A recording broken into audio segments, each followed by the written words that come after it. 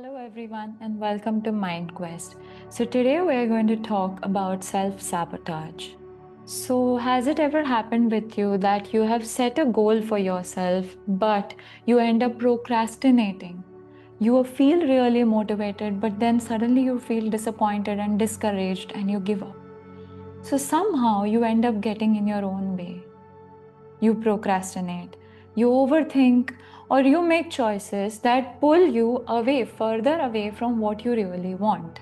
So that is self sabotage. And today we are going to dive deep into the mindset and the psychology that goes behind self sabotage. So, what is self sabotage? Self sabotage is when your actions or inactions actively block your own success and happiness.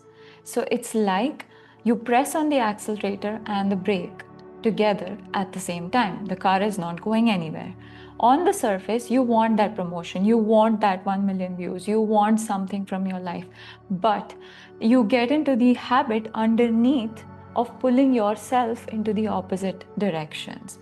So, what is a common example for this? Procrastinating on important tasks.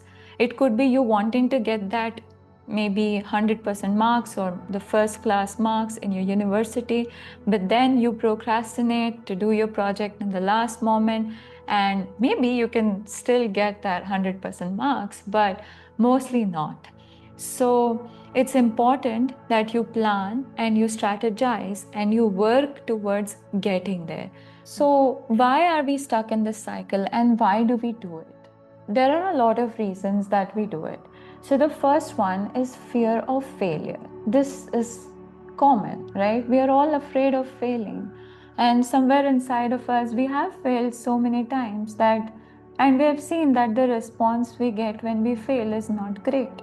The world is not happy with us. We are not happy with ourselves. We are not standing to the standards that we have kept for ourselves. So then we are disappointed. So this is one of the basic fears that is there within all of us. So I think an interesting way to look at this is that everyone has the fear of failure. Most people do. So how this impacts the way in which we self-sabotage is you don't try.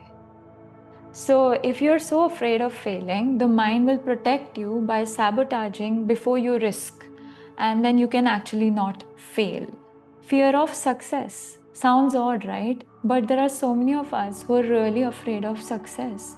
Success means change. Your normal changes to a new normal and you're not used to it.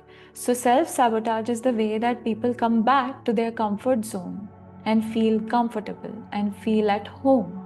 So success means responsibility, it means changes, or it also means that other people may be jealous, they may not like you, or they may have certain responses towards you. I'm not saying this happens. What I'm saying is this is the fear of success. So subconsciously that makes us feel unsafe. And as soon as we are unsafe, we self-sabotage to come back to the normal where we are feeling safe, even if it means not getting what we really want and aspire for in our lives. The third reason has to be low self-worth. How many of us struggle from low self-worth on a daily basis? That negative self-talk cycle that we get into on a daily basis, not feeling good enough, not feeling that we are worth our success, not feeling that we are worthy of love, of happiness. So unconsciously, we block all these positive experiences or emotions from our life, and we allow ourselves to have it only as much as we think we are worthy of having it.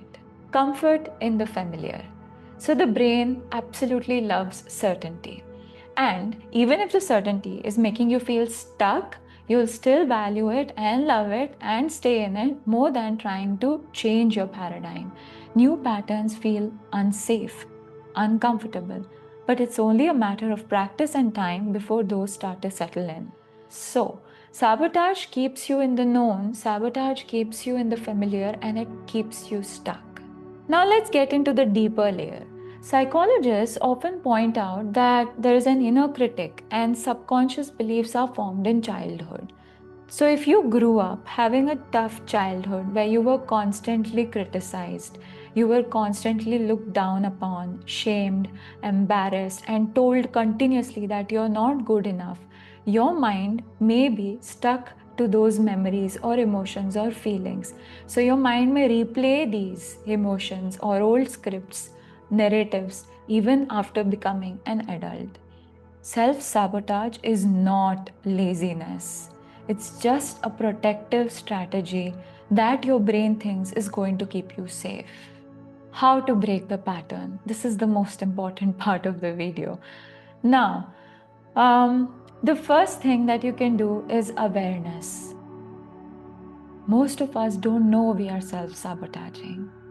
So, awareness is the first way that you can start to look at your own self and your own reality. Catch yourself in the act. Notice your patterns without judgment, but with awareness.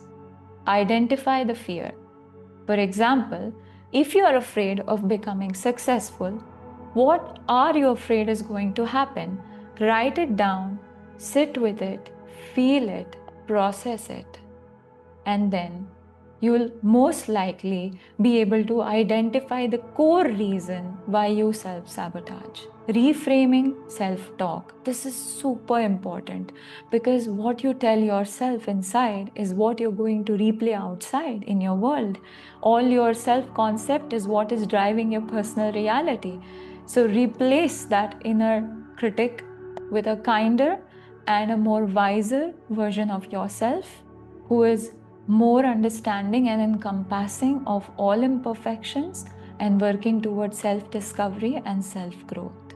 Small wins. This is the last one. Stop aiming for only perfection. Rather, aim for progress, aim for growth, aim for self discovery.